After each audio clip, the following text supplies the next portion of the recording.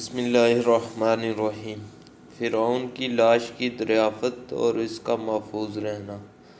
فرعون نے حضرت موسیٰ علیہ السلام اور آپ کی قوم بنی اسرائیل پر بہت مظالم ڈھائے تھے۔ دراصل فرعون اس وقت کے بادشاہوں کا لقب تھا۔ جو بھی بادشاہ بنتا اس کو فرعون کہا جاتا تھا۔ ڈاکٹر مورس بوکائے کی تحقیق کے مطابق بنی اسرائیل پر ظلم و ستم کرنے والے حکمران کا نام رامسدوم تھا۔ بائبل کے بیان کے مطابق اس نے بنی اسرائیل سے بیگار کے طور پر کئی شہر تعمیر کروائے تھے، جن میں سے ایک کا نام رامس رکھا گیا تھا۔ جدید تحقیقات کے مطابق یہ تیونس اور قطر کے اس علاقے میں واقع تھا جو دریائے نیل کے مشرقی ڈیلٹے میں واقع ہے۔ رامس کی وفات کے بعد اس کا جانشین مرنفتح مقرر ہوا۔ اسی کے دور حکمرانی میں اللہ تعالیٰ نے حضرت موسیٰ علیہ السلام کو بنی اسرائیل سمیت مصر چھوڑنے کا حکم دیا۔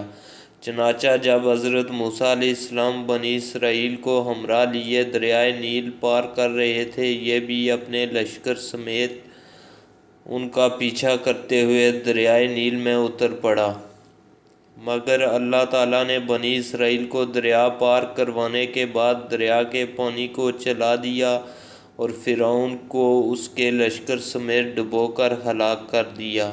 اس سارے واقعہ کو اللہ تعالیٰ نے درج ذیل آیات میں بیان کیا ہے۔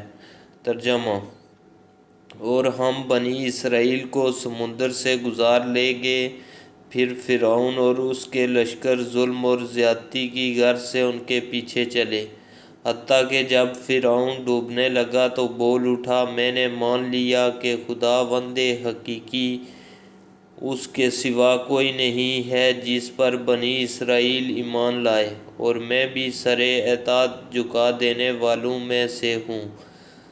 جواب دیا گیا، اب ایمان لاتا ہے، حالانکہ اس سے پہلے تک تو نافرمانی کرتا رہا اور فساد برپا کرنے والوں میں سے تھا۔ اب تو ہم صرف تیری لاش ہی کو بچائیں گے تاکہ تو بعد کی نسلوں کے لیے نشان عبرت بنے۔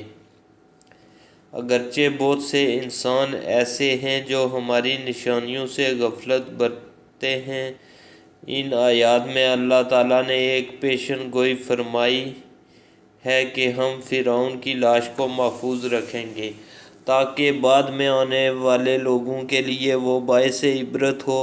اپنے آپ کو خدا کہلوانے والے کی لاش کو دیکھ کر آنے والے نسلیں سبق حاصل کریں۔ چنانچہ اللہ کا فرمان سچ ثابت ہوا اور اس کا ممی شدہ جسم 1898 میں دریائے نیل کے قریب طبسیہ کے مقام پر تھا، جہاں سے اس کو قاہرہ منتقل کر دیا گیا۔ ایلیٹ اسمتھ نے 8 جولائی 1907 عیسوی کو اس کے جسم سے غلافوں کو اتارا تو اس کی لاش پر نمک کی ایک تہہ جمی پائی گئی تھی، جو کھارے پانی میں اس کی غرقابی کی ایک کھلی علامت تھی۔ اس نے اس عمل کا تفصیلی تذکرہ اور جسم کے جائزے کا حال اپنی کتاب شاہی ممیاں میں درج کیا ہے۔ اس وقت یہ ممی محفوظ رکھنے کے لیے تسلی بخش حالت میں تھی، حالانکہ اس کے کئی حصے شکستہ ہو گئے تھے۔ اس وقت سے ممی قاہرہ کے عجائب گھر میں سیاحوں کے لیے سجی ہوئی ہے۔ اس کا سر اور گردن کھلے ہوئے ہیں اور باقی جسم کو ایک کپڑے میں چھپا کر رکھا ہوا ہے۔ محمد احمد عدوی دعوت الرسول اللہ میں لکھتے ہیں کہ اس نعش کی ناک کے سامنے کا حصہ ندارد ہے، جیسے کسی حیوان نے کھا لیا ہو۔ غالباً سمندری مچھلی نے اس پر منہ مارا تھا، پھر اس کی لاش الوہی فیصلے کے مطابق کنارے پر پھینک دی گئی تاکہ دنیا کے لیے عبرت ہو۔ جون 1975 میں ڈاکٹر مورس بوکائے نے مصری حکمرانوں کی اجازت سے فرعون کے جسم کے ان حصوں کا جائزہ لیا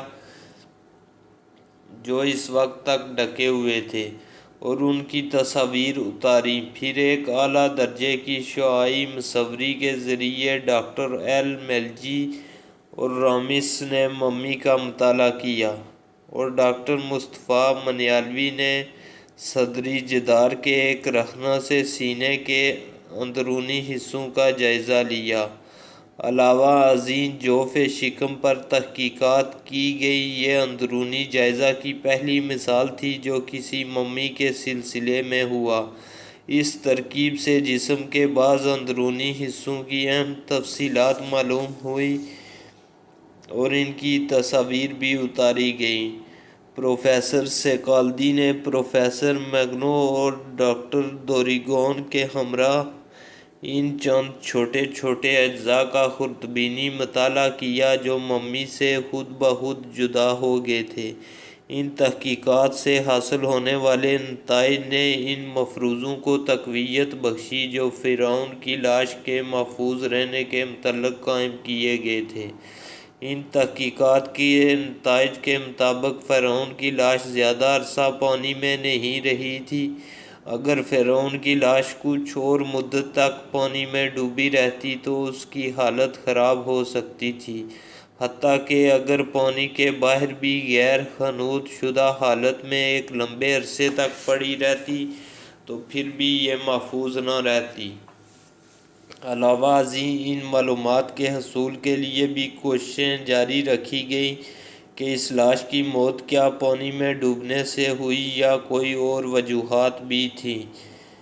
چنانچہ مزید تحقیقات کے لیے ممی کو پیرس لے جایا گیا اور وہاں لیگل آئیڈینٹیفیکیشن لیبارٹری کے مینیجر سیکالڈی اور ڈاکٹر ڈیوریگون نے مشاہدات کے بعد بتایا اس لاش کی فوری موت کا سبب وہ شدید چوٹ تھی جو اس کی کھوپڑی کے سامنے والے حصے کو پہنچی، کیونکہ اس کی کھوپڑی کے محراب والے حصے میں کافی خلا موجود ہے، اور یہ تمام تحقیقات آسمانی کتابوں میں بیان کردہ فرعون کے ڈوب مرنے کے واقعہ کی تصدیق کرتی ہیں کہ جس میں بتایا گیا ہے کہ فرعون کو دریا کی موجوں نے اپنی لپیٹ میں لے لیا تھا۔ جیسا کہ ان نتائج سے ظاہر ہے کہ اللہ تعالیٰ نے فرعون کی لاش کو محفوظ رکھنے کا خاص اہتمام کیا تھا، جس کی وجہ سے یہ ہزاروں سال تک زمانے کے اثرات سے محفوظ رہی اور آخرکار اس کو 19ویں صدی میں دریافت کیا گیا، اور انشاءاللہ یہ قیامت تک آنے والی نسلوں کے لیے سامان عبرت رہے گی۔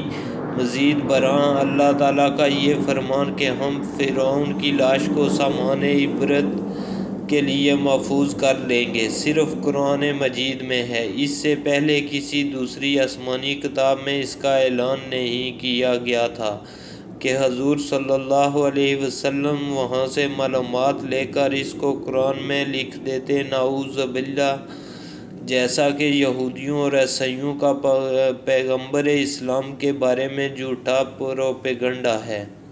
چنانچہ یہ قرآن مجید کے سچا اور من جانب اللہ ہونے کا ایک اور لاریب ثبوت ہے جس کو جھٹلانا کسی کے بس میں نہیں ہے۔